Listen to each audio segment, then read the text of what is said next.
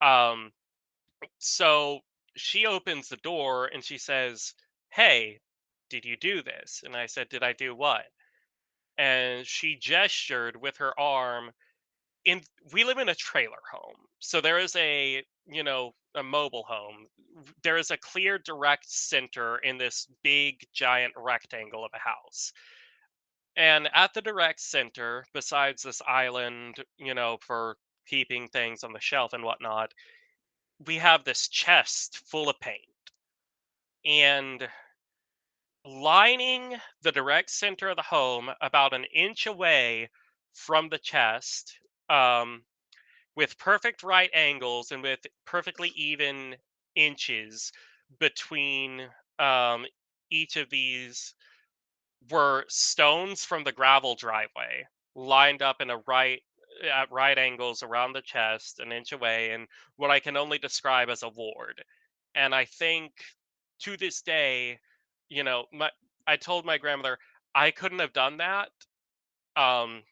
I left the house before you did, and it wasn't there when we left, and I just entered now after you. There is no way I could have done this.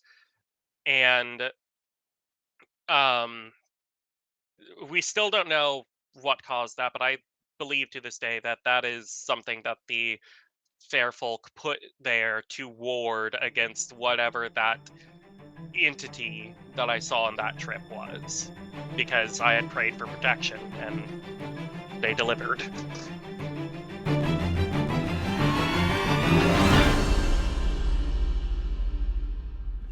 Yes, and many children see them too.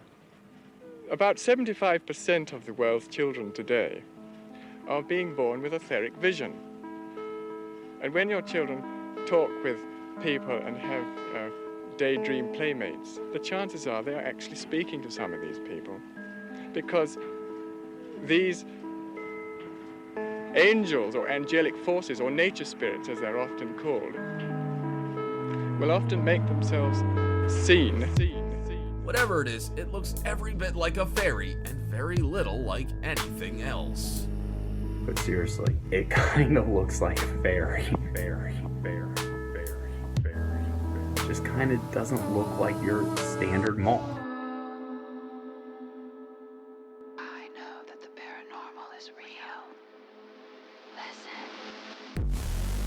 But I wasn't going to make this video until I looked a little bit closer and I realized after it lands behind my bench, it disappears. And it just vanishes. And in fact, I went outside to look, to try to find it, to see if it was trash, to see if it was a bug, to see if it was a leaf, like trying to figure out what it could be, and it was gone. It just vanished. What's that? Yeah. What's what? Yeah, look. Right up there. Insect or something. Is that an insect? Let's have a look.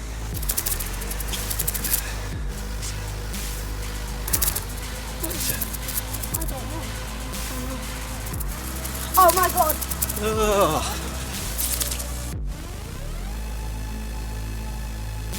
What happens to people who cut down fairy thorns? Did you see it? Huh? Did you see it? Yeah, me and him saw it. What'd you see? It was like a big creature. A big creature? Yeah, like around 10 feet tall. I'm not going to BS you guys. One of my partners said they saw something fall out of the sky too, so that's why I'm kind of curious. Did you see anything land in your backyard? The paranormal is real. Is it? The paranormal is real.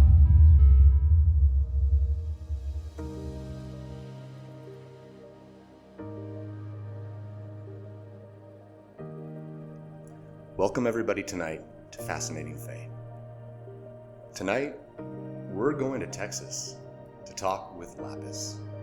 Lapis, how are you doing tonight? I'm doing all right. That's great to hear. Well, I'm not ashamed to let the audience know that I'm extremely excited to talk with Lapis tonight for a couple of reasons. First of all, Lapis has had some encounters that sort of follow a similar trajectory, I guess you could say, the show's been taking in the past couple of episodes with some more dark Fae, or seemingly Fae that might be categorized as in the more darker side of things. Less like what I saw, which was a purple fairy that filled me with love and light. Some of Lapis's experiences are on the scarier side, potentially. So what I'd like to do here just at the top of the show is remind everybody that if you've had an encounter and you'd like to be on the show, just shoot me an email. It's encounters@fascinatingfae.com. I never really introduced myself. Someone complained, so I am Jim, your host. Nice to meet you, everybody. I'm the guy who saw a fairy and decided to start this show. Anyway, enough about me. Let's get into things with Lapis. So tonight, Lapis is going to be kind enough to talk to us about an experience with, well, I'm not even going to give it a name because I won't want to ruin it for Lapis's ability to tell the story in his own words. So Lapis, what we like to do here on Fascinating Fae is give the guest the mic. Basically, we're not here to convince anybody of anything. If I were to tell my own story at the top of this show, I would sound incredible. I would sound difficult to believe at times, hard to contextualize. None of that really matters when getting into experiences of the Fae because they are unlike other day-to-day experiences. And so there's a lot of empathy on this side of the mic from the listeners and myself. And with that sort of gentle introduction, what I'd like to ask you to do is, if you would be so kind, just give as much context as necessary and walk us into this dark Fae experience in Texas, please. Hello, everyone. I'm Lapis. I am a survivor of abuse, and my mother, my grandmother's daughter, her only daughter, passed away when I was around 7. And um, ever since that encounter, I have been having um, a paranormal experiences about as long as I can remember. In the time where I was living with my abusers, a lot of those encounters were very, very frightening. Some beings that I wouldn't call fair folk, but some that I would. And the one I'm going to start off with is my encounter with what I can only describe as a banshee or a banni. I am leaning more on the side of banshee than banni because despite living lakeside, um, this or within walking distance of lakeside, this entity was not by the lake, nor did it have the typical banni behavior of washing bloodied clothes. This but for some context, um, uh, my mother and my grandmother on this side of the family um, are of Irish descent, specifically. If I remember correctly, we're descended from the O'Connors, which is, uh, to my research, one of the 5 main quote unquote families of Ireland that were said to have a family banshee. And I remember this was in the summer years ago. I was still, you know, a minor. I was still living with my abusers, but I would take like a month in the summer to live with my grandmother. And one night, not um late evening, the way Texas is, like um it takes an obscenely long time in the summer until it really gets dark. So this was at about 8 p.m., twilight, blue hours of the evening. And I remember there was this very strong, uncharacteristic fog. Like we get heavy fog in the woods and in Texas. It's just never is it really so prevalent in the summer. It's a strange occurrence, and well, that's exactly what it seemed to precede. I remember this fog was very heavy. You could cut it with a knife practically. And there was this wind, this howling wind, but no matter how much the wind blew, it did not seem to dissipate this fog. And slowly, um, this fog started to coalesce into a shape that I can only describe as looking feminine, like a woman in a gown and a shawl. And I remember hearing this disembodied crying voice and hearing the wind pick up even more to this loud sort of screeching howl. And again, it didn't dissipate the fog. And I remember listening to this, this sobbing amongst the wailing wind and just watching utterly transfixed for a good few minutes before eventually the fog faded. So at the time, my my younger sister, who was also one of my abusers, was staying there with me, and I remember, even though I'm someone that very strongly believes in the paranormal, I'm also someone that has um, a lot of mental health issues due to the trauma that I faced and due to facing a lot of abject ableism for my autism. And so people just like to say that I have an overactive imagination at best, or I'm crazy at worst. So I don't typically talk too loudly about my experiences, even among my family. So I kept that to myself, knowing in my heart of hearts what that was. And I remember going to bed later that night around 10 p.m. and waking up at 10 a.m. and thinking, who died? And I wake up, I step with a bunch of hesitation into the living room. I see my sister's awake. I take a gulp. I see my grandmother is awake. And I think, that's really curious. Typically a banshee announces a death in the family. And my grandmother took notice that I had finally woken up, and she looked at me and said, "Oh, I'm sorry to tell you this, but um, uh, one of your goldfish died undernight." And for some context, I am someone who is a very big advocate of proper fish care. I think that people treat fish with a lot of abject abuse that they would not with more traditionally cute animals that they can physically interact with. And especially goldfish have a very special place in my heart. And we were taking very good care of these goldfish. They had like a 20-gallon tank. It was a black moor goldfish and a calico popeye. And it was the calico popeye that had died. And the calico was, both of them were super well cared for. They had, an abject, obscene amount of room. They had the recommended amount of room. We were keeping them well fed. We were giving them treats of like bloodworms every now and then between flakes. Whenever we'd go on like trips within the month, we'd leave them one of those little shells that they can feed on over the course of, the week that we're gone.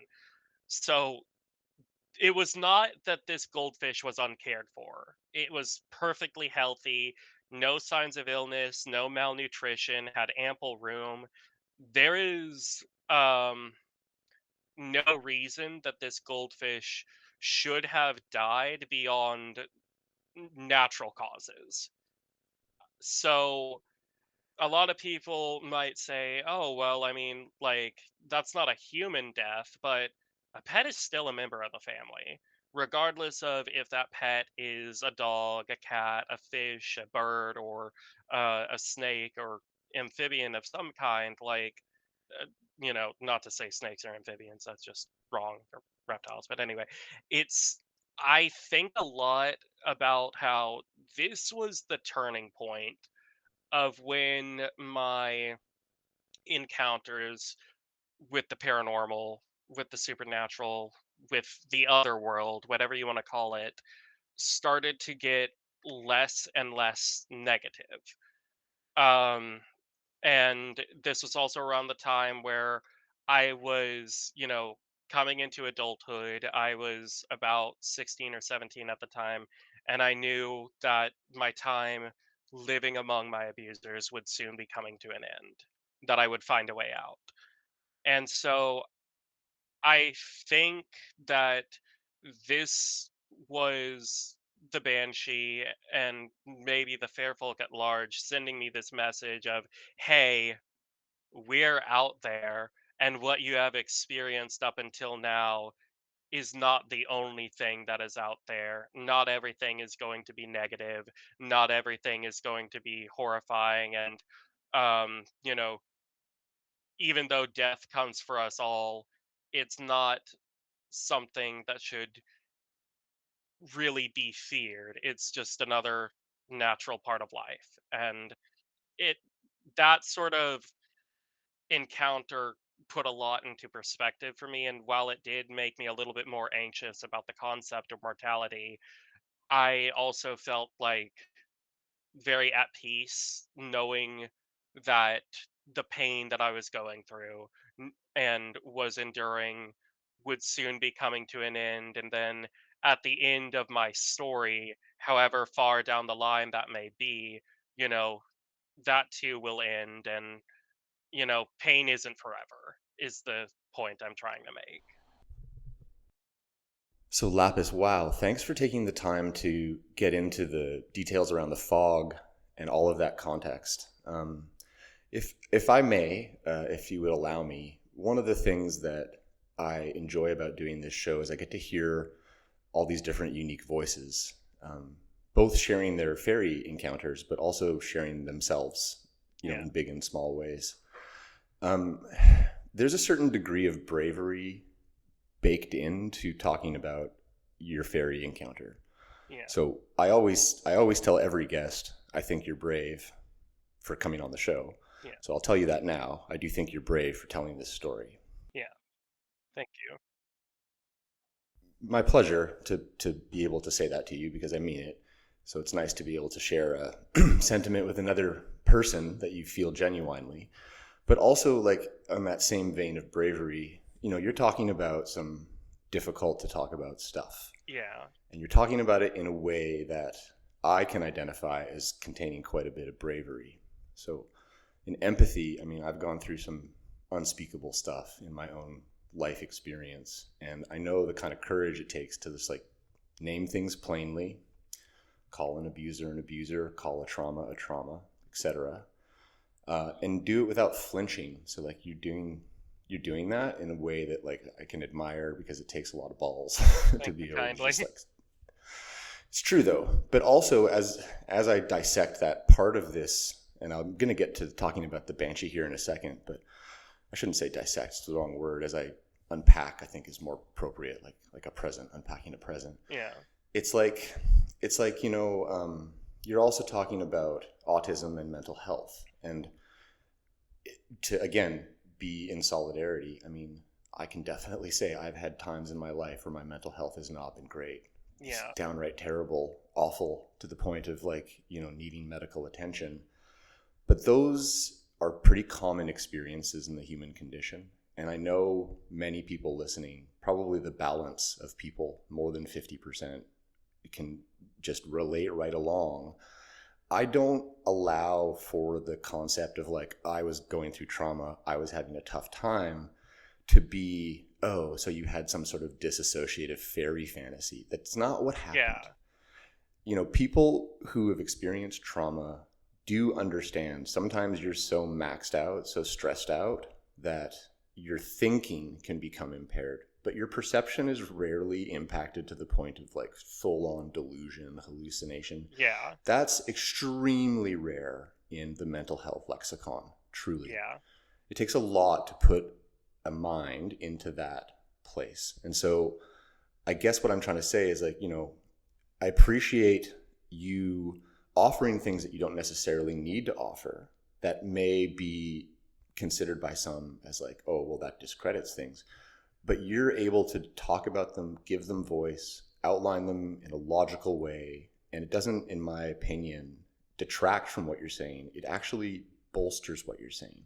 Because if you're able to be if you're able to be this honest about yourself, then it tracks that you're being honest about what you saw. And there's really no motivation to come forward, right? There's you're not selling a book or anything. So I just see a lot of bravery on that side of the mic, and I wanted to appreciate that before I moved on with my questions. Thank you kindly. That's all I Yeah, appreciate that's it. all I really wanted to say. I mean it. It takes a certain degree of courage to do that stuff. I'm not as good at talking about my traumatic experiences as you are. I'll just leave it there Yeah. and let's move on. So I can take a note from your playbook, my friend. Thank you. Yeah, let's get back to fairies, which is what everyone's here to hear about. So the fog not moving with the wind is something I'm really interested in talking to you more about. And I guess before I move on, I mean, I've said all that stuff about bravery, but I forgot what I usually like to ask is may I please ask you some more questions about what you saw? Absolutely. Let's talk about the dense fog for a second.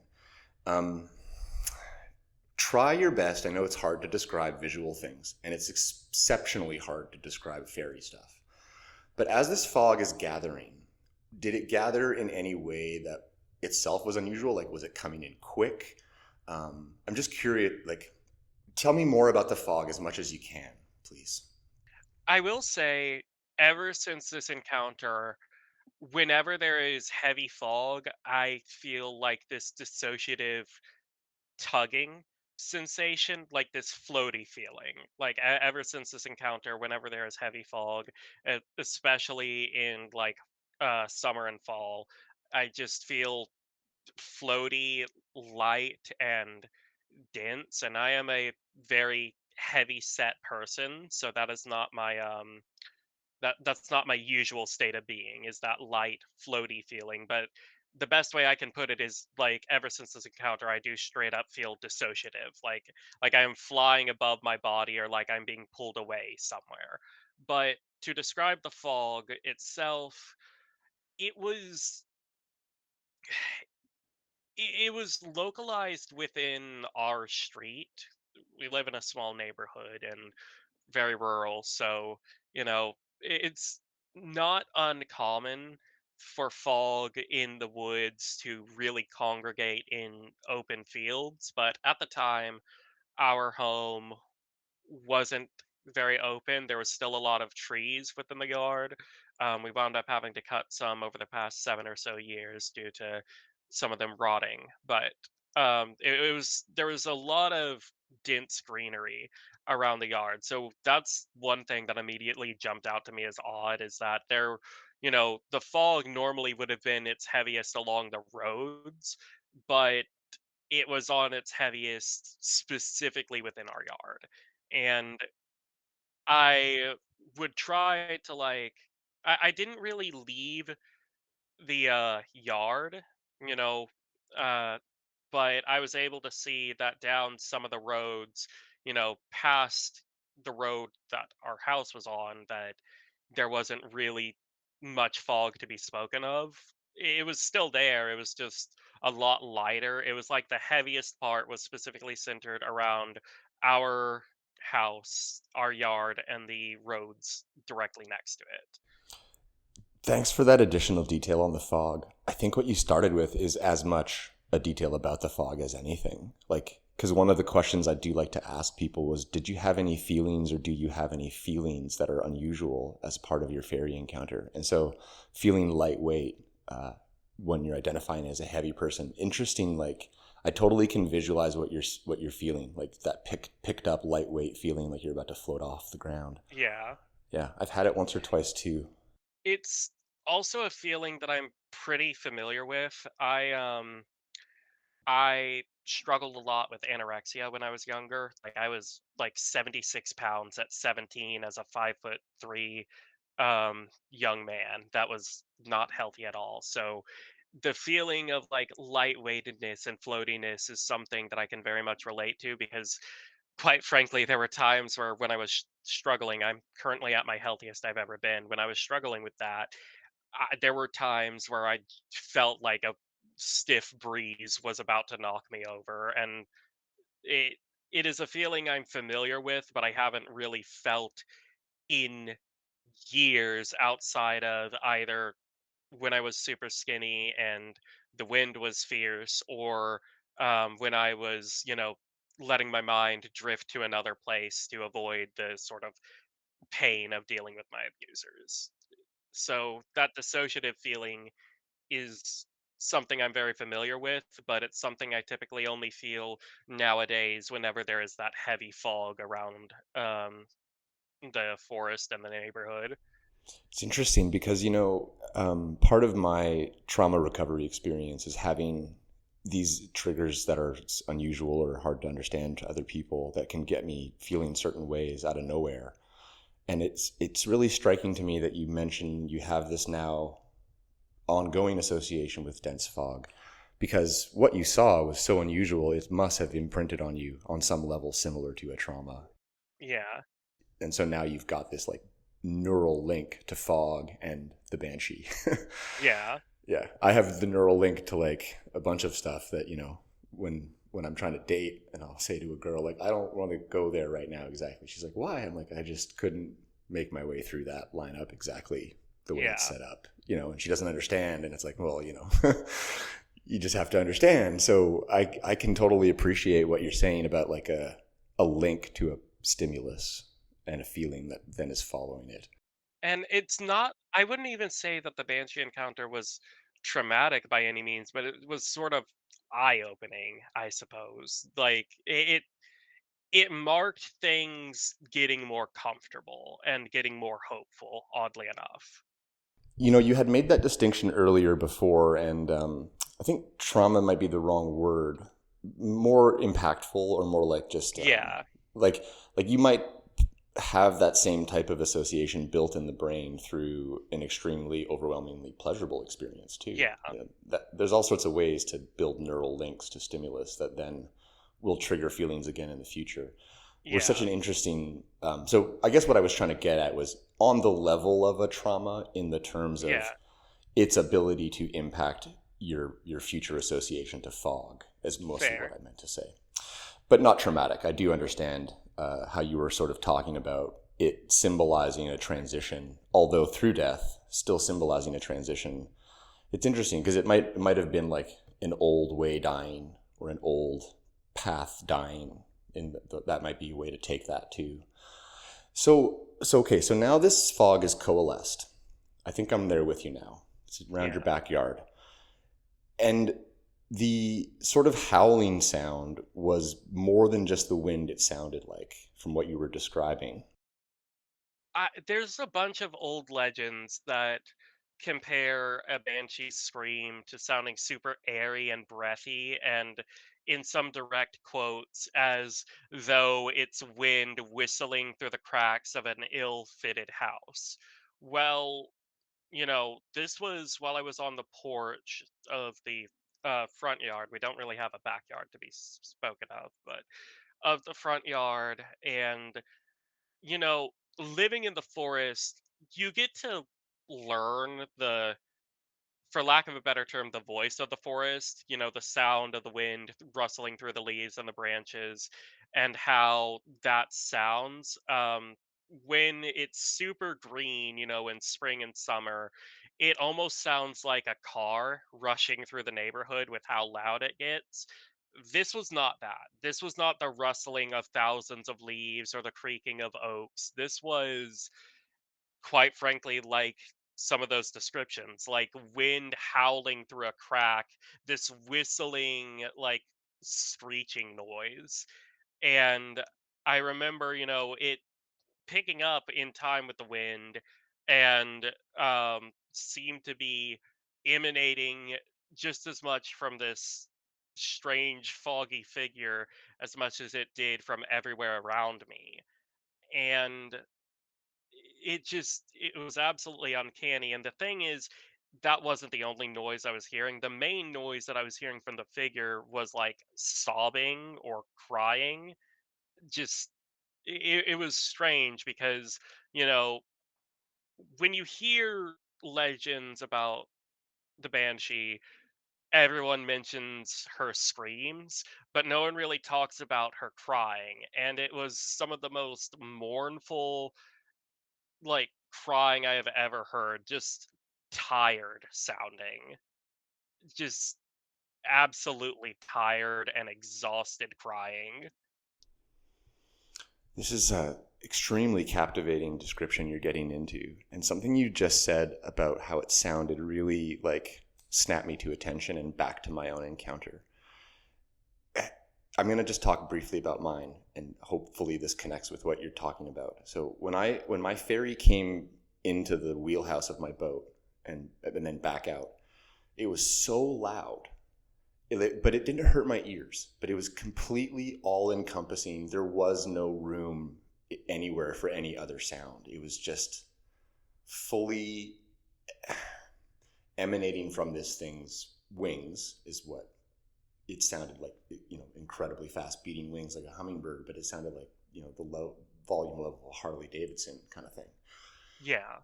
But it was just like I just talk about it like taking up all of the space in the room in terms of sound. I'm just wondering, like when you say it was uncanny, was there a certain quality to the sound similar to that, where it just felt like the sound was just everywhere all at once? Yeah, very, very much so. And again, like living in the forest, one thing I want to stress is that when you live in the forest or when you've been visiting the forest for years, because this was before I was living there, I've been living in the forest for the past 7 or so years now with my grandmother, but this was when I was just visiting her one summer. When you are visiting the summer enough, or when you're living in the like living in the forest enough or visiting the forest enough, you start to realize you're going to hear weird noises all the time, and you're going to hear weird noises that you can recognize. Um, and more often than not, some of the weirdest ones are things that are recognizable, like a fox's scream, or coyotes howling, or a hog rooting around, or an armadillo scuttling about. You will hear weird things, but it's only when you hear something that you don't recognize, or find tracks that you don't recognize, that should really set off alarm bells. And this was not something that I recognized. This was not the sound of a fox screaming, or a barn owl screech, or an owl screech in general.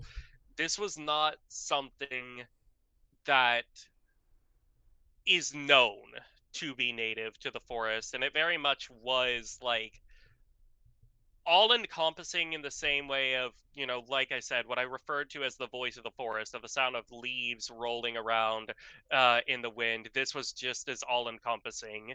But it wasn't in the sense of it's deafening everything else. It was as though it had replaced the sound of what should have been the leaves rustling through the trees.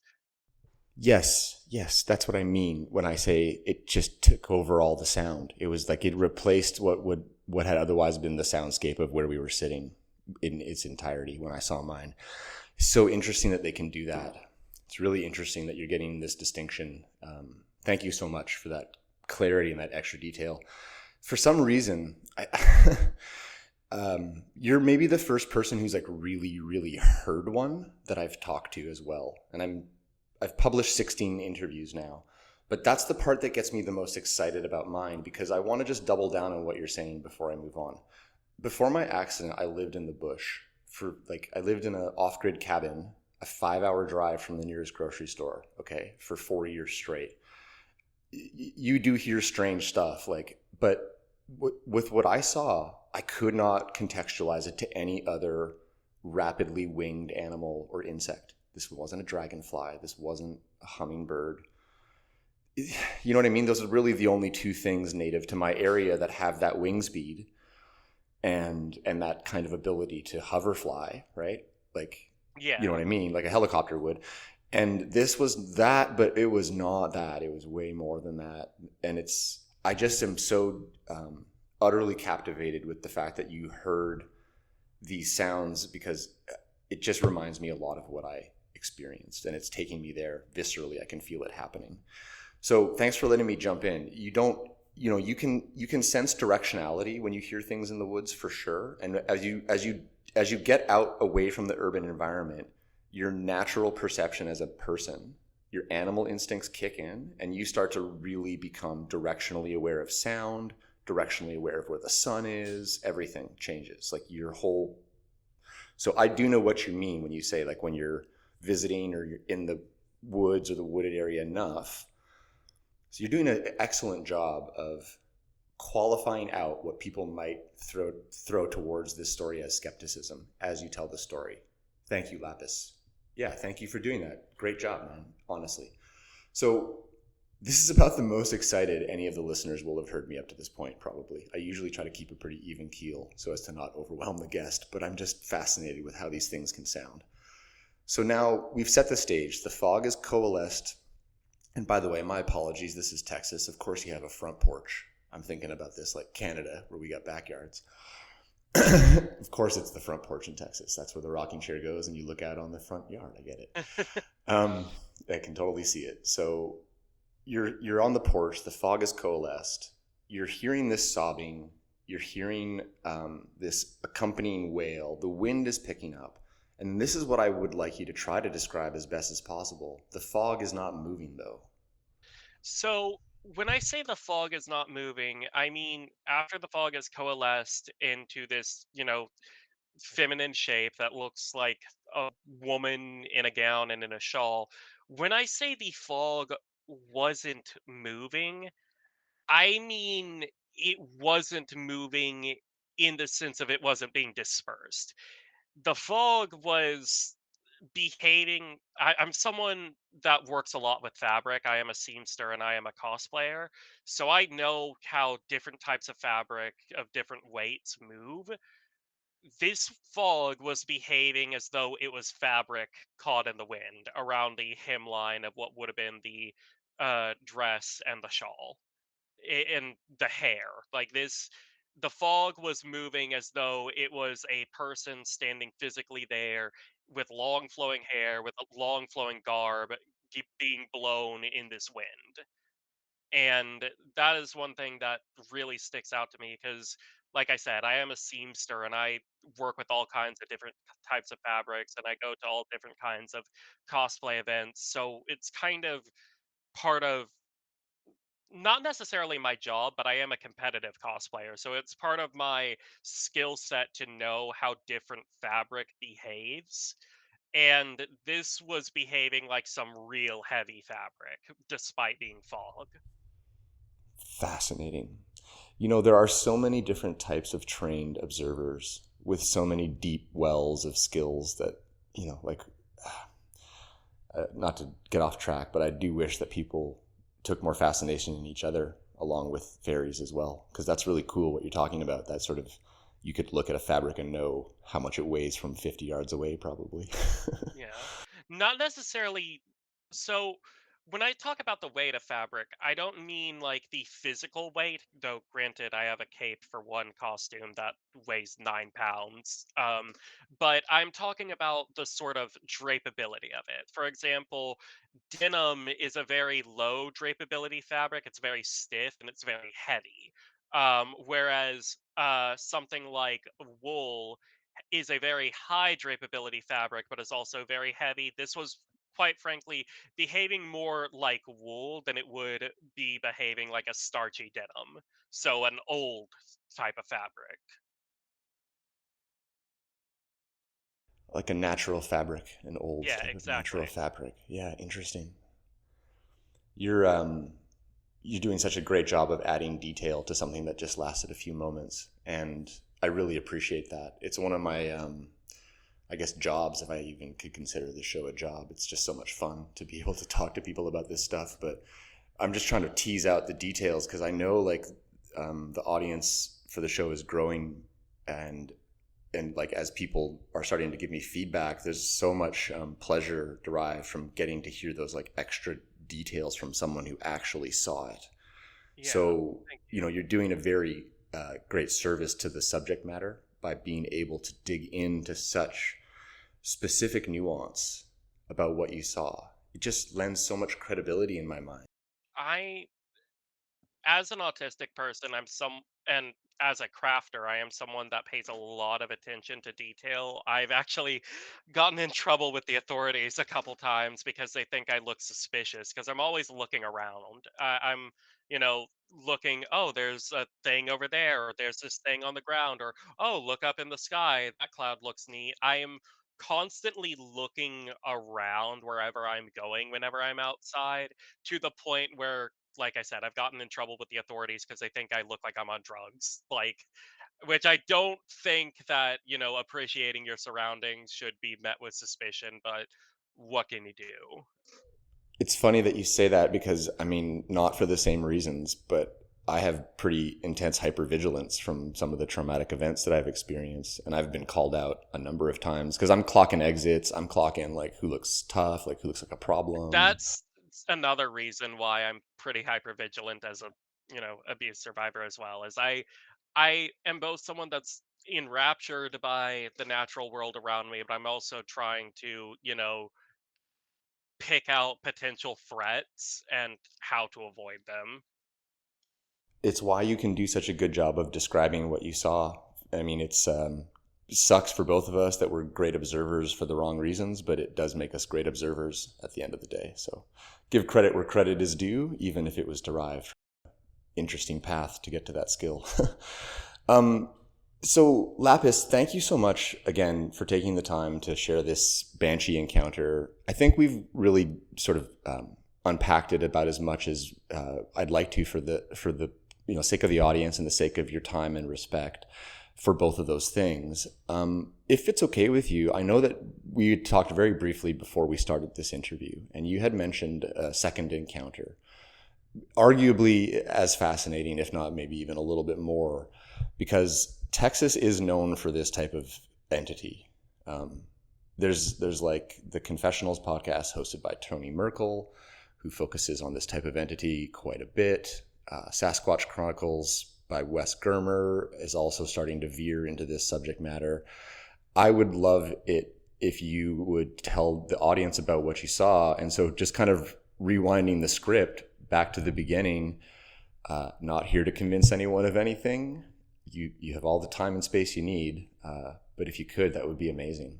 So this was around the summer of, I want to say, 2018 or 2019. I had moved in with my grandmother and we were visiting one of my uncles, one of her sons.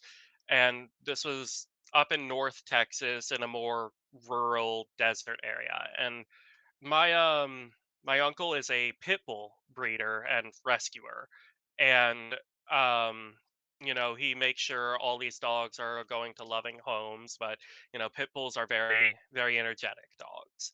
And I remember he'd keep them in the backyard, and of course, being rural, sometimes there'd be a potential threat of like a rattlesnake or a coyote, just wild things. And being up there, sometimes the dogs would be barking at different things through the night if something set them off. Not barking throughout the entire night, but just, like if something jumps out at them, at any given hour, they might start barking.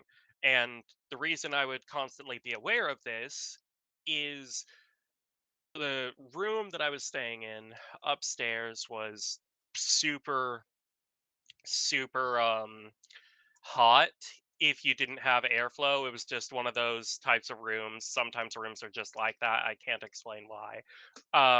But not that there's anything paranormal. I just don't know why some rooms just get so much drastically hotter than any other place in the house. But it was one of those rooms, so I had to open up the windows. And with the windows open, one on one side of the room, one on the other, there'd be substantial airflow, and it would make it, bearable to stay in there. Well, I remember this one night, um, it was super, super quiet. And, again, living in the woods, when you hear quiet, that means there's a predator nearby. And I remember the dogs weren't barking, so whatever it is had to have them spooked just as much as it spooked the crickets. And um I like to say this is something I've grown out of since this encounter, but I like to refer to it as the white person in a horror movie gene of sticking your nose where it doesn't belong. Of, oh, all right, gang, let's split up and search for clues. Like that type of thing of really like thinking you're in a Scooby Doo situation when in actuality you're in a horror movie. The idea that there's some things that you just probably should trust your gut instinct and not look into. So I peeked out one of the windows, and in the yard, scuttling about, is this thing that I can only describe as looking like a emaciated person trying to look like a dog. And I remember its ears perked up like a dog's would, and I let out an audible gasp before it looked up at me. And the thing that I remember the strongest about this thing is its eyes. I can't really remember much of its face besides these. Its eyes were these piercing green, reflective, almost glowing color, and then it yelled at me, and this yell was somewhere between a human wheezing scream and a wolf howl. It was like this awful, awful combination of the two. And I remember, the most adrenaline I had had in years took over, slammed the windows shut on both sides, and even though I'm on the second floor, I'm not trying to take any chances. And I remember trying to go to bed and hearing this thing pawing at the wall way below the window, right beneath where the window I was, on the bed near. And so I was just terrified. I couldn't deal with this. So I just, after about an hour of that thing not leaving, I went into the center of the room and I just prayed. I just prayed to the gods that I follow, and I prayed to the fair folk, and I just sat there praying to literally anyone who would listen. Please protect me. Please get me through the night. I don't want to deal with this thing. I'm scared. I'm scared. I'm scared. Please help. And I remember, um, about a week later, my grandmother and I left to go back home to the woods, um, you know, back in East Texas. And I remember we got home, and my grandmother, I always get in the car before her, and I always enter the home after her because she's the one with the keys, and I don't know how to drive, and my doctors have told me I should probably never learn to drive due to having a really bad past in childhood with repetitive seizures. I haven't had any since around the time I was 8 or 9, but every medical professional I have talked to has advised me to just never take that chance. Um so she opens the door and she says, "Hey, did you do this?" And I said, "Did I do what?" And she gestured with her arm. In We live in a trailer home. So there is a mobile home. There is a clear direct center in this big giant rectangle of a house. And at the direct center, besides this island, for keeping things on the shelf and whatnot, we have this chest full of paint. And lining the direct center of the home, about an inch away from the chest, um, with perfect right angles and with perfectly even inches between, each of these, were stones from the gravel driveway lined up in a right at right angles around the chest, an inch away, and what I can only describe as a ward. And I think, to this day, my I told my grandmother I couldn't have done that. I left the house before you did, and it wasn't there when we left, and I just entered now after you. There is no way I could have done this. And um we still don't know what caused that, but I believe to this day that that is something that the fair folk put there to ward against whatever that entity that I saw on that trip was, because I had prayed for protection and they delivered. So, Lapis, wow. Thank you for telling me the story about this second entity.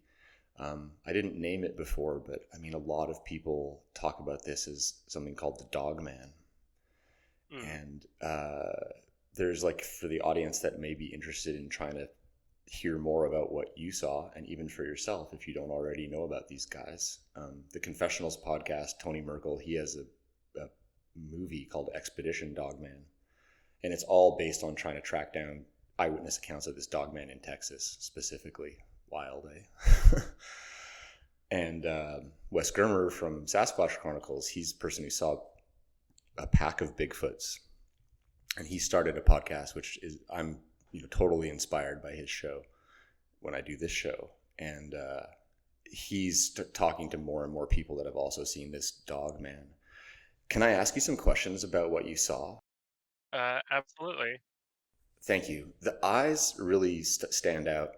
Did you have any light on your house at that time, or anything that would cause this reflection, or were these eyes like illuminated themselves type of thing? So I will say there was some light shining from the backyard of my uncle's house because he keeps the dogs in the backyard, and so if they start barking at something, he wants to be able to have the opportunity to check and see what's bothering them.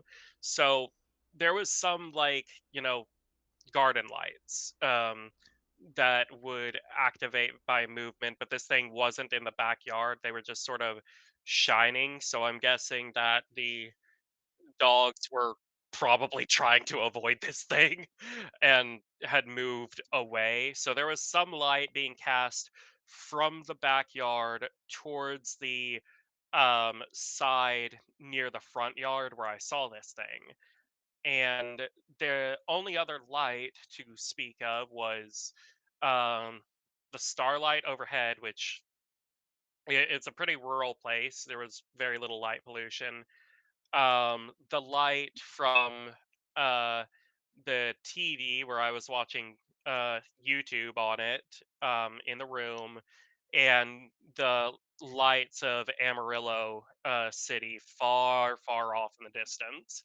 So overall, very low lighting conditions, but that's kind of exactly what the I can't remember the term for it is night vision lens, but that's exactly the sort of light that it's supposed to capture. So I think it was um very, very reflective in the way that bicycle reflectors are, that they almost look illuminated when catching the light just right. And dear gods, did it catch the light just right? That's a really interesting observation about the bike reflector, because eyewitnesses to this dogman, I've never seen one. You're the first person I've actually spoken to who's seen one. I listened just objectively because I saw a fairy, so I'm like, okay, this other stuff is probably out there. So prior to my own guest interview with you, I'm just talking about what I heard previously. These people are totally on the fence. Are the eyes glowing? Are the eyes super reflective? They talk about eye shine, like you catch a deer in the headlights of your car. You know what that kind of reflection looks like. Yeah, very, very easily. This is what you're describing sounds categorically different than that. And yeah, like I've not really heard somebody in the debate on the other side of this, those other shows I was referring to, mention a bike reflector kind of capability. I kind of lean towards what you're describing as probably the truth. They probably have a hyper reflective type of coating, which is true of many animals that can see well at night, is they have type of like extremely shiny wet eye, and there's something to do with night vision associated with that. I'm not a biologist by any stretch of the imagination, but I've tried to understand, like, why are people saying that the dogman's eyes shine. Another question I had for you. So when you say it looked like an emaciated human trying to look like a dog, was this covered in hair? Was it a naked Not at skin? all. It was like mangy, for lack of a better term. Like the thing was completely naked, but this is going to sound so upsetting, but it looked like if you took human proportions and then shaped it like a dog. Yeah, I can tell you that does sound, low key upsetting. Yeah. Good preface. And so one of the other things you mentioned about the appearance, which stands out to me, is how the ears perked up. What type of ears would you say these were? Were they person ears, canine ears? The best thing I can compare it to is elf ears, I suppose. Like, humanoid but pointy. And you mentioned earlier that the outside of those two details, you don't remember much about the face, and that's fine. In a minute, I'm going to ask you another detail. I forgot to ask about the fog, but I won't do it right now, related to the face. But moving forward about this dog man. So now it's, I get it. So you've shut the window. You're like, holy, popsicle. You've closed the double windows firm. And now it's probably baking hot in that room as a result. But this thing is now pawing at the area down a story below you. Yeah. What's the sound of it on the side of the house like? Like, what's the... Claws, nails on a chalkboard kind of sound. Very much. The thing that, like, really screwed me up is I know this thing was real. I know I saw it. But the next morning, I went down and I looked where it was clawing, and I couldn't find any marks. But I know it was there. I heard it. I know it was there, and like I've said before, I am able to distinguish reality from hallucination, and this was there, because even though I couldn't see any marks left on the wood, I was able to see parts where some of the grass was trampled, but there were no marks left on the wood of the house. You have to hit wood pretty intensely to make a mark, but not all that intensely to make it make a sound. And Fair. It's really interesting that this appeared to have, because if it's a human hand, it's not going to make a sound at all. If it's raking its fingers, it's just going to be soft flesh against wood, unless this person or thing has extremely long fingernails. Even then, human fingernails are kind of brittle. You can snap back pretty easily. A dog's is more like a dense piece of keratin, and it's got that clackety, like for example, like the person above me's got a dog. I hear that thing's nails on the hardwood floor all day long. When I went up there, I don't see scratches on the hardwood, right? But I can definitely hear it running around. So it might have just been pawing to mess with you, not pawing to actively be trying to get in.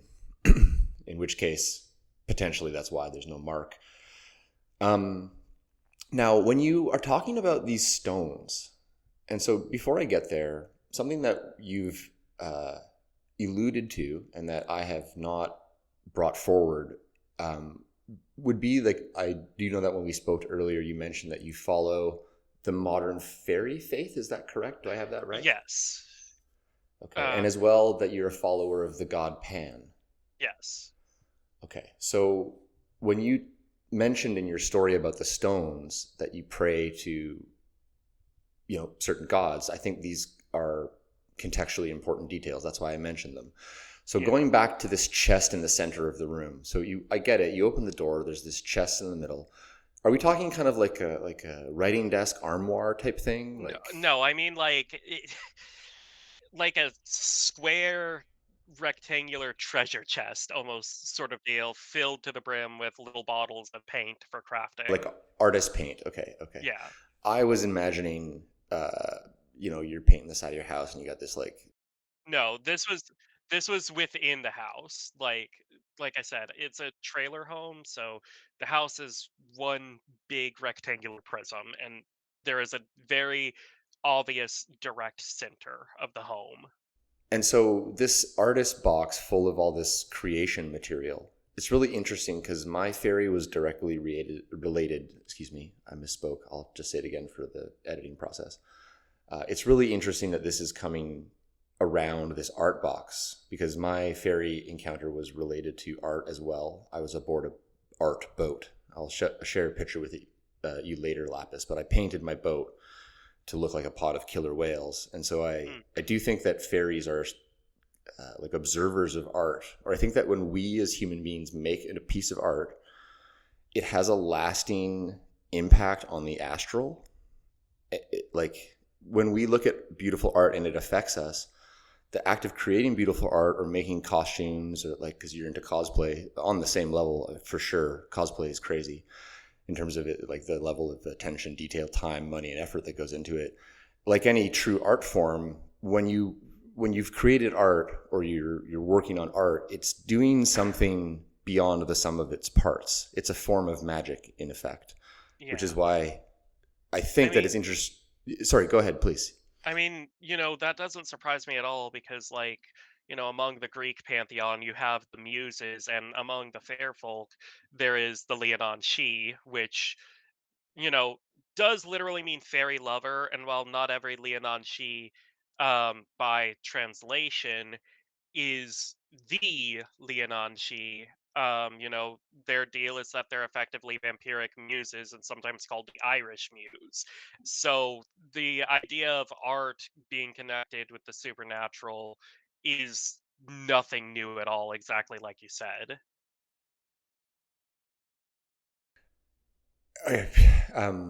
Gosh, we could do a whole other show. That's a really fascinating rabbit trail to go down. And I've never really stopped to contemplate that has many of the great works of art throughout time had a paranormal hand in its creation.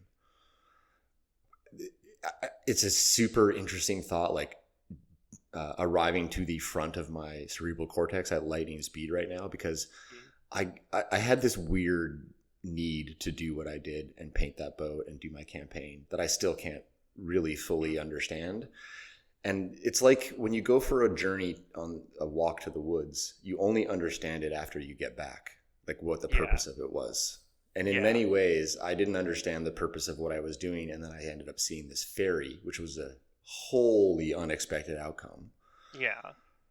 And so you're bringing up a lot of very interesting thoughts for me about my own experience in a fresh way. I really appreciate that. You got me going about the sound, and now you're getting me going about the art. Really interesting. So let's go back to your box. Let's go back to this box, because this is the point here. So the stones around the box, I don't know that I fully understand this. Can you try to describe it again? So now I get the idea it's a chest on the ground.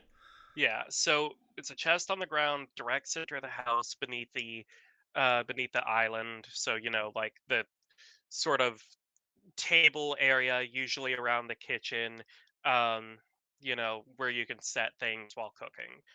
Um, and uh, walking in around the chest, directly 1 inch at any point away from the chest, flush with the wall that makes up the island beneath, like, not beneath, but behind the chest, because the chest isn't as big as the wall, um, are gravel stones from the gravel driveway, each, an inch from the chest, like I said, repeating myself here, at any given point, forming perfect right angles, and each stone was perfectly an inch apart. This was deliberate. This was thought out. How many? I didn't bother to count, but, 4 or like a handful? Like, are these forming a dotted line? yeah, these were forming a dotted line. This was way more than 4. I think it was closer to like 20, if I had to guess. So the chest is up against the wall. This is following the side, the front, the side. Yes, exactly. You've done a very good job describing it. Thanks for bringing me in the audience there. I really appreciate that. It's a fairy ring, it sounds like. More or less. Jeez. Now, I also lost the ability to drive. You and I have a lot of similarities that were unexpected, but the Fae tend to bring me guests that I need as much as anything. So anyway, that's part of the process here of this whole show for me. I'm discovering it's been very healing for me to talk to all these various people and hear just how we all arrived at seeing a fairy, even though we're all so different and spread out across the world. So now these fairies have put a ring around your art box.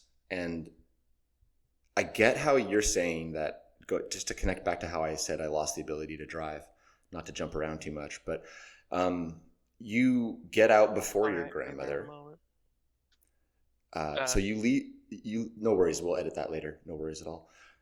So just to connect these thoughts now about not driving. So you leave before your grandmother. So that therefore you're not putting the stones down before you leave. You Yeah. get in after her. So there's no chance for you to do it on her way into the house. Yeah. Now, the obvious question, and I know there's probably not an answer that you have concretely. I mean, what do you think did it? How did they do it? Like, did they come in a window? What's the mechanism going on here? I mean, I definitely think it was the fair folk. As for how they got in, um, magic, I suppose, because there was no sign of forced entry anywhere. Yeah, in or out might be a very like human concept. Yeah, for real. Yeah, the Fae might not have quite as much in the way of distinction between physical spaces or entry, ingress, etc. Yeah. I will say that this is semi-related. Um, this was uh I used to try to go to art college, but then I found that it made me super depressed to the point that it was putting me back in the mental state of living with my abusers, so dropped out. But one day when I was still in art college on a school night, for lack of a better term, I was here. This was before I got a new bed. The old bed was a king size, and my new one's a queen. Um, there was, and I swear this is relevant to the discussion of, well, how did that get in there? I heard this wet slapping sound, just a wet slap, and I was like, okay, it's something outside, it's fine. And then I kept hearing it. And it's getting closer, and it's getting closer, and then eventually, a wet, slimy thing slaps against my face. So I jolt up, flip on the light. There's a tree frog. There's a tree frog in my room at like 3 a.m. on a school night. And I spent the next hour or so, you know, looking for this frog, corralling it around my room. It would dive under the king size bed, and my room's quite small, so I couldn't just dive in after it. So I would have to wait for it to come out, and eventually I caught the damn thing at like 5 a.m. about an hour or two before I needed to get up to start getting ready for class because I live like 45 minutes away from town, and um, the college classes were like at 9 a.m. So, had to have ample time to shower, shave, eat breakfast, drive, all that shit. Well, well, to have my grandmother drive me. But anyway, so when I get the new bed, now I have a lot more room in my room. And I checked where I first felt that frog, where I first saw it, direct, having it slap up against me at the window, directly beneath, like behind the bed. The window was not broken. There was no hole in the wall. There was no particular sign of entry for this frog. I think sometimes if something wants to get in, it just will. I think that's really all there is to it. It's really interesting that you go there because there's something about particular animals, or I think maybe all, mega, what's the term? I'm gonna forget it, but it's I'm gonna forget it. It's a megafauna term, basically a charismatic megafauna, like a gorilla or elephant or a orca. Something extremely charismatic. You can sort of look at them in the eye and go like, oh, that might have special abilities. Frogs, cephalopods. Owls. I had an owl association with my fairy encounter that's inexplicable. The day I decided to start this podcast, I saw the owl again right out the window of my house. Fair. And so I could unpack that a little bit more for you just so it makes sense. Yeah. The day I saw a fairy, we were walking, my partner and I, and we came across this owl earlier in the day right in the trail. And we just looked it right in the face forever. And then I didn't see an owl for 5 years. I decided after many sleepless nights to finally start this show, and I secured all the socials, and I was up late, and then I went to bed, and I woke up with a start at dawn, and I opened the drapes because I was like, what woke me up? I was really unsettled, and there's this owl right outside my condominium window in this little tiny tree, just facing me, like staring right into my eyes for 5 minutes. And so, like, when you talk about the frog getting in, it's like, well, how did that owl know that I decided to start the podcast that day? What was it doing there the day I saw the fairy? Is it really just an owl? Is that really just a frog? There's so many. The very first guest I had, it was like, be careful what you step on. Don't step on that cockroach. Fairies can shapeshift. He's like, they can appear as anything that you imagine. I'm curious, is there anything about frogs in particular that resonate, or was it just a random frog? I mean, I do quite like frogs. You know, they're one of my favorite land-dwelling animals alongside red foxes. But the animals that I typically associate myself with are like frogs, butterflies and moths, and red foxes. No reason in particular. I just like them. That's a really interesting combination of animals, because the frog stands out that would be what slapped you in the face. It's literally like one of the things you like the most coming to you. Yeah. But yeah, it's one of those things where like the frog was definitely like a thing that I look back on with hindsight and was like, there was probably something weird about that frog. Like, I also think like I know this sounds almost gloating to say about myself, but I like to think that it speaks to my character that my first instinct wasn't, okay, I'm just not going to care about this frog traipsing around my room and I'm just going to let it die, or I'm going to, take care of it, quote unquote. But I actively, spent the night um, trying to capture it and eventually letting it back outside, even though it was a inconvenience for my use of time. Like, You know what? Don't don't hesitate for a second. I never have told this to the audience or to anyone really in context with this show, but I'm a vegan 20 years. You could not make me hurt or kill or wound an animal for love or money. I would go out of my way to do exactly what you did. I like you so much. I love that about you. And actually, many times during this conversation, starting with your description of proper fish care, you've been a really good advocate for animals, among many other things I've liked about talking with you today. I really appreciate people who have compassion for animals, my friend. It's needed.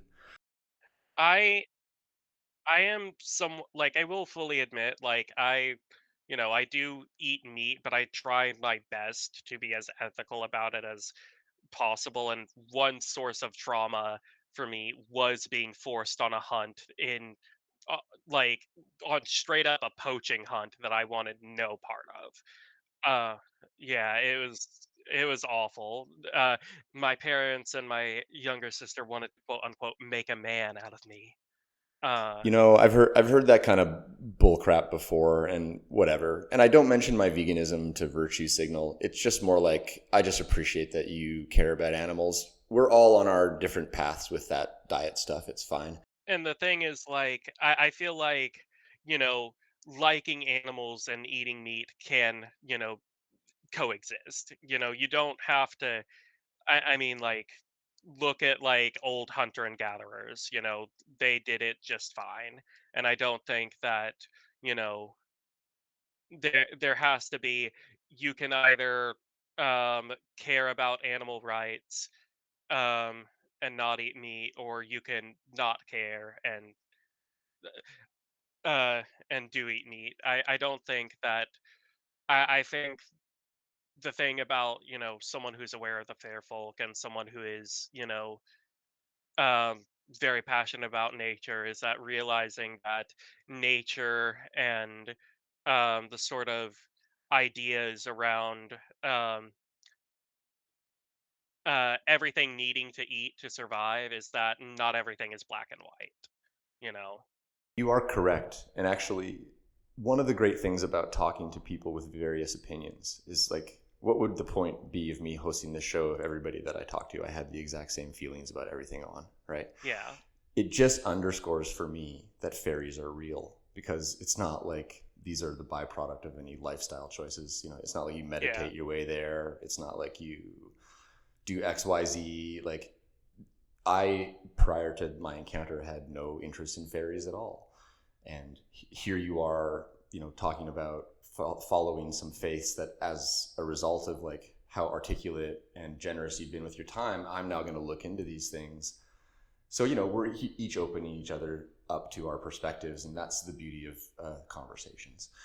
And so if I could move just sort of forward towards the end of this conversation, again, you know, just out of respect for your time, I do like to ask a final question to all of my guests before I wrap the show up. There's no wrong answer here. There's no right answer here. Basically, nobody has a fairy in a jar that they're studying. I don't think they'd let you anyway.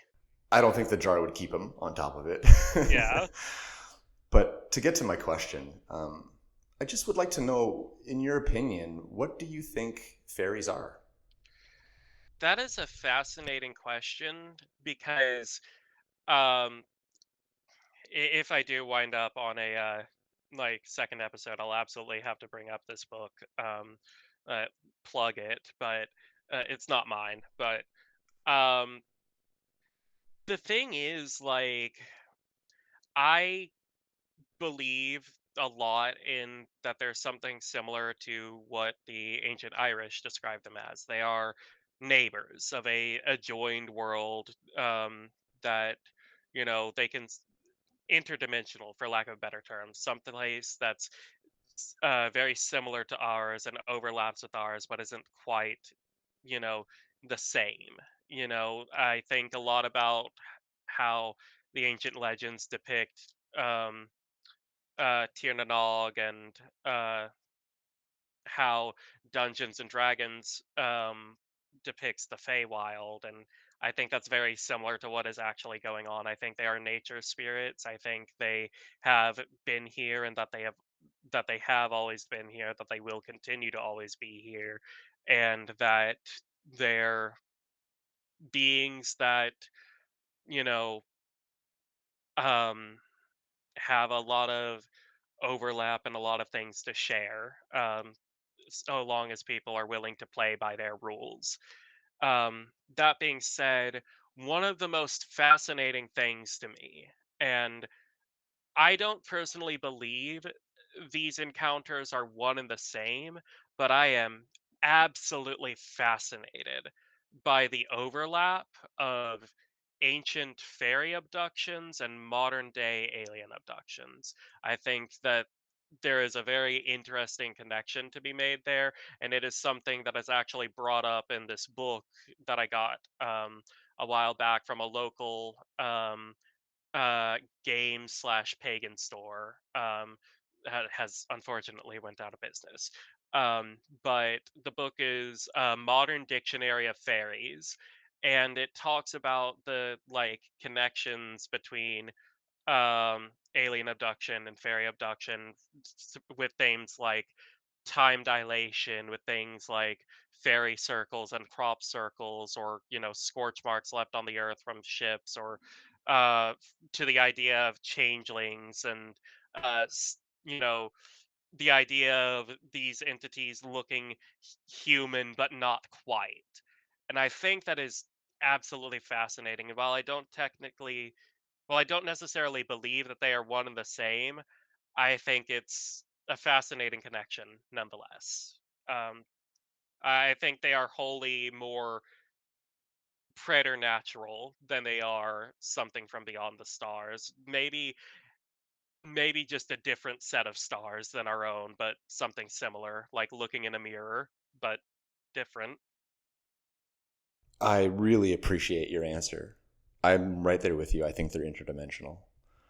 Like, I honestly, this conversation has been so fruitful. You touch on so many points that I feel like I bring up throughout these past 16 episodes. Like, you bring them all up here today in a beautiful way. So, and not the least of which is that answer.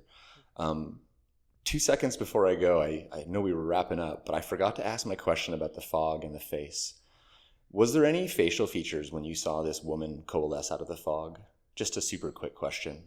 Not any facial features that I can remember, but there was like some points of light shining through the fog that kind of resembled tears, but aside from that, none that I could see, even though I could very clearly hear vocalization. Wow, points of light that resembled tears, hey? Amazing. Beautifully described. Thanks for allowing me to tuck that in at the end, because I did mention when you were talking about the face of the dog man that I would like to ask a question about the face in the fog. Lapis, with all that said, with all this great conversation behind us here today, just like to do a little tiny bit of housekeeping, and then I usually give the guests the final word. So if you just bear with me, I'll sign off here for the audience and do my bit of housekeeping. Just a reminder to the audience listening, all of this content can be found at fascinatingfae.com. This is a passion project, so there's nothing for sale. I just want you to listen and share the show with people if you haven't already. This was probably going to be something like episode 20 when I put it out, Lapis, and just put out episode 16. I'm amazed. I have like over 200 active followers between Spotify and Apple Podcasts alone. And like put out, yeah, it's great. I started this 4 months ago, roughly. And when I first put out an episode, it would take a week to get 10 plays. And now I get 10 plays in like 5 minutes after I drop one. It's so gratifying. But this is all just to say to everyone listening, I really appreciate the listenership, the support, and the comments. And the main thing really to just keep this show going is to just share it with people if you get a chance. No pressure though. We just do it whenever you get a chance. And so with all that said, thanks for letting me do the housekeeping there.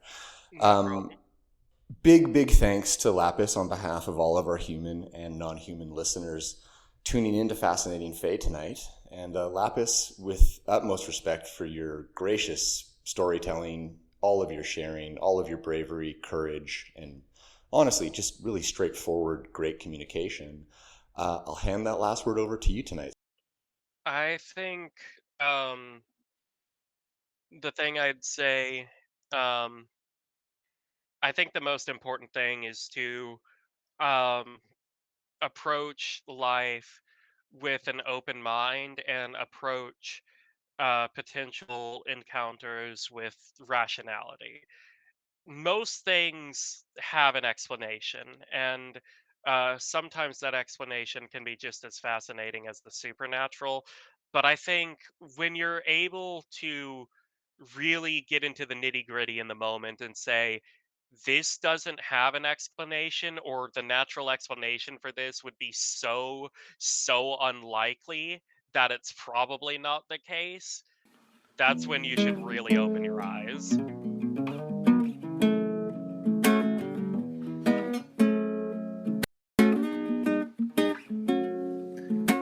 If I was a holy man, I would spread the good word that every single human soul is whole divine. But still I'm just a lonely man, though I've got the glimpse of truth.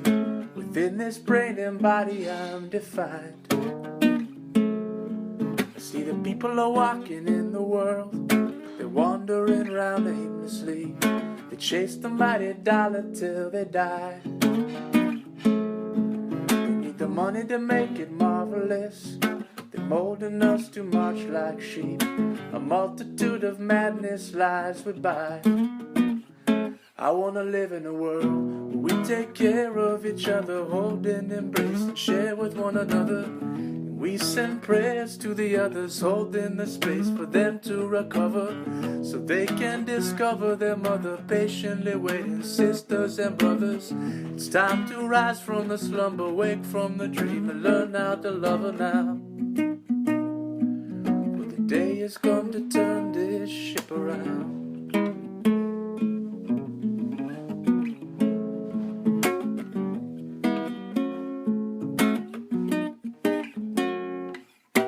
If I had a time machine, well, I'd go back and check the scene and dance along the pages of the past. no, I wouldn't change a thing for what it's bright it's meant to bring. And who am I to judge the master plan? But in times like these I'm questioning why we live so desperately, scared to bat an eye at the hourglass. With our head in the sand we're wrestling with questions that need answering. They say the guru lies within you, just have to ask. I wanna live in a world where we take care of each other, hold and embrace and share with one another. And we'll send prayers to the others, holding the space for them to recover, so they can discover their mother, patiently waiting, sisters and brothers. It's time to wake from the slumber, rise from the dream, and learn how to love her now. For the day has come to turn this ship around.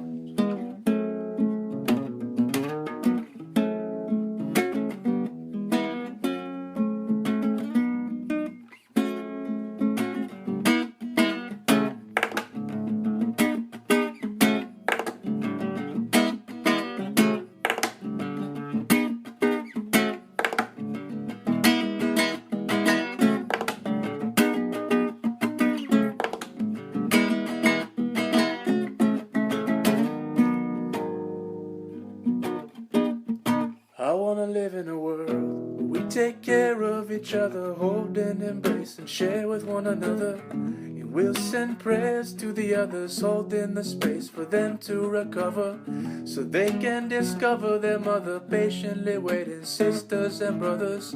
It's time to wake from the slumber, rise from the dream, and learn how to love her now.